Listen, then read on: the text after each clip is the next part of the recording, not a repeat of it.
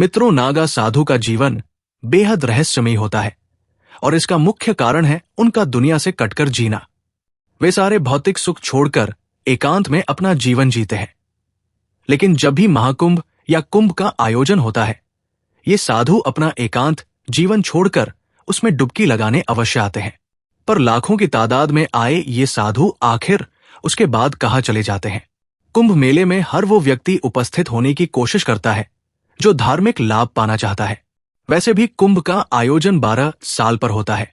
कुंभ के दौरान नागा साधु, जो सनातन धर्म की एक विशिष्ट और अत्यंत तपस्वी परंपरा का हिस्सा है, बड़ी संख्या में उपस्थित होते हैं।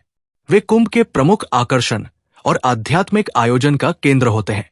नागा साधुओं के रहस्यमयी जीवन के कारण उन्हें सामाजिक तौर पर सिर्फ कुंभ में ही देखा जा सकता है। वो कुंभ मेले में कैसे आते हैं और वहां से कैसे जाते, ये एक रहस्य जैसा है, क्योंकि किसी ने कभी उन्हें सार्वजनिक रूप से आते जाते नहीं देखा।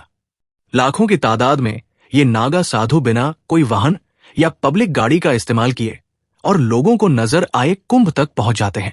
ऐसे मान्यता है कि वे हिमालय में रहते हैं और कुंभ मेला एकमात्र ऐसा समय है जब ये आम लोगों के बीच दिखाई देते हैं।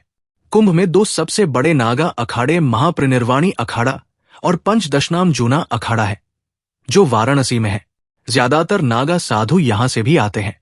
अक्सर नागा साधु त्रिशूल धारण करते हैं और अपने शरीर को राख से ढकते हैं। वे रुद्राक्ष की माला और जानवरों की खाल जैसे पारंपरिक परिधान भी पहनते हैं। कुंभ मेले में सबसे पहले उन्हें स्नान का अधिकार दिया जाता है, जिसके बाद अन्य श्रद्धालुओं को स्नान की अनुमति दी जाती है। लेकिन उसके बाद वे सभी अपने अपने रहस्यमयी दुनिया में लौट जाते हैं। उनकी ये रहस्यमयी दुनिया कहाँ है, चलिए जानते हैं। कुंभ मेले के दौरान नागा साधु अपने आखाड़े का प्रतिनिधित्व करते हैं। कुंभ के बाद वे अपने अपने आखाड़ों में लौट जाते हैं। अखाड़े भारत के विभिन्न हिस्सों में स्थित होते हैं और ये साधुओं वहां ध्यान, साधना और धार्मिक शिक्षाओं का अभ्यास करते हैं। नागा साधु अपनी तपस्वी जीवन शैली के लिए जाने जाते हैं।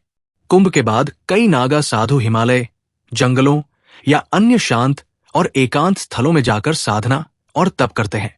वे कठिन तपस्याओं और ध्यान में समय बिताते हैं, जिसे उनकी आत्मा और साधना की उन्नति के लिए महत्वपूर्ण माना जाता है। वे सार्वजनिक रूप से तभी आते हैं जब कुंभ मेला या अन्य धार्मिक आयोजन होते हैं।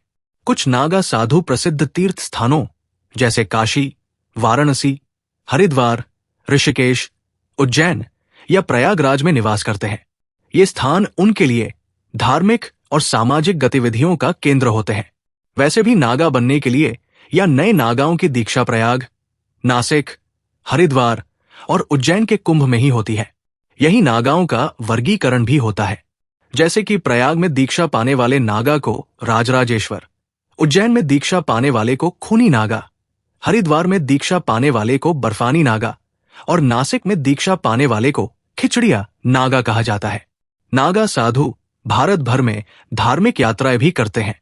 वे विभिन्न मंदिरों, तीर्थ स्थलों और धार्मिक आयोजनों में भाग लेकर अपनी उपस्थिति दर्ज कराते हैं।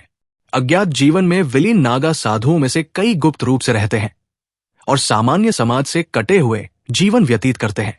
उनकी साधना और जीवन शैली उन्हें समाज से अलग और स्वतंत्र बनाती है।